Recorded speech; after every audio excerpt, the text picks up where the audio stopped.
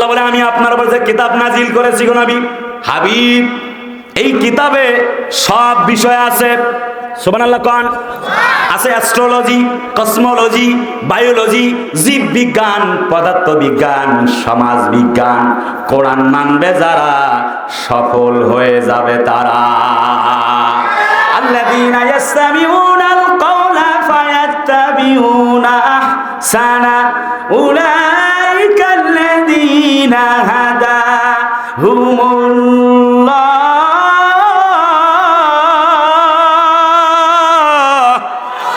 ওয়া উলাইকা হুম উলুল আলবাব।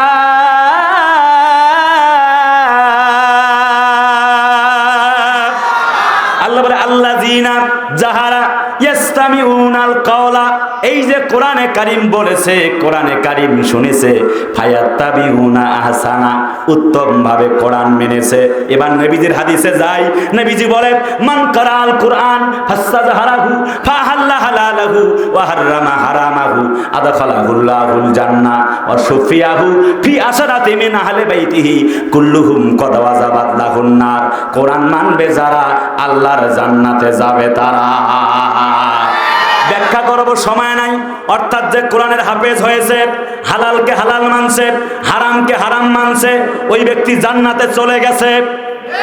শুধু ও একা নয়, ওর বাপ দাদা 14 গোষ্ঠী থেকে, ওর হুজুর, ওর লজিং বাড়ি মাস্টার যেই বাড়িতে খেয়েছে, চাচা চাচা জ্যাঠা বাবা মা ভাই বোন আত্মীয় স্বজন থেকে আশারাতে মিন আহলে বাইতিহি, আশারাতুন মানে হলো 10। তাফসিরে সফওয়াতুত তাফসির আল্লামা মুহাম্মদ আলিয়া সাবুনি লেখেন তাশরিহুল আয়াতাল কারিমা, ব্যক্তি যখন আল্লাহর কোরআন হেফজ করেছে, কোরআন মেনেছে, আল্লাহ তাকে 10 জনের সুপারিশের ক্ষমতা দিয়ে দিয়েছে।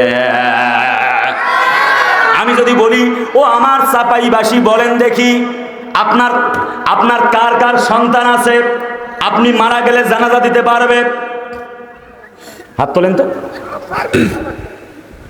হাত তোলেন। কার কার আপনি মারা গেলে আপনার সন্তান জানাজা দিতে পারবে? কার কার সন্তান হাত তোলেন? 1 2 3